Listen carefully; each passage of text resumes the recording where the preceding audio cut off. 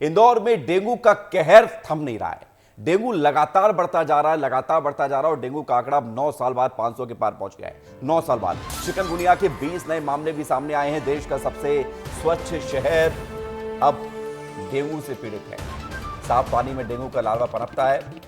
सबसे स्वच्छ शहर है इंदौर, लेकिन 500 के पार डेंगू के आंकड़े पहुंच चुके हैं। 20 नए मामले चिकनगुनिया के सामने आए हैं। यह भी एक बीमारी है जो खास तौर से बुखार के साथ साथ हाथ पैरों में दर्द की शिकायत लेकर आती है।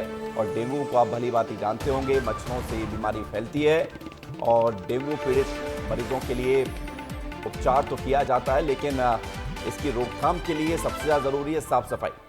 और पुनीत हमारे साथ जुड़ रहे हैं, हमारे सहयोगी, सीधे इंदौर से उनकी तरफ रुख करते हैं। पुनीत, सबसे साफ शहर देश का इंदौर और डेंगू के मामले बढ़ रहे हैं, चिंताजनक स्थिति है। 500 से ज़्यादा सामने अब तक मामले सामने आ चुके हैं। पुनीत, क्या हो रहा है?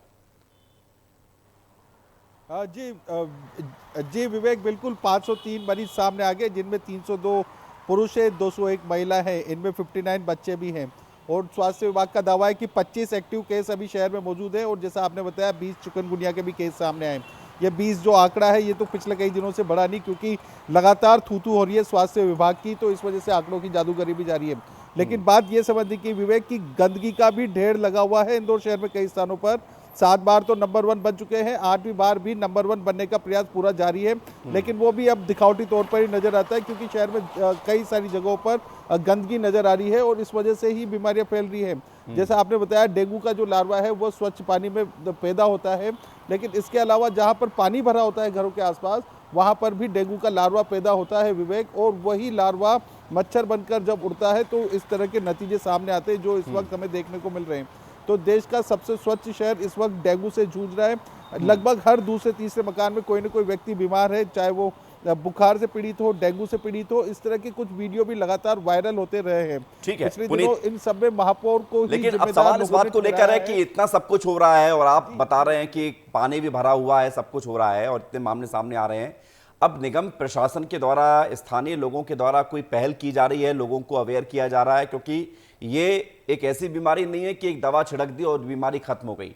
सबकी सहभागिता जरूरी है, तभी डेंगू पर लगाम लगेगी।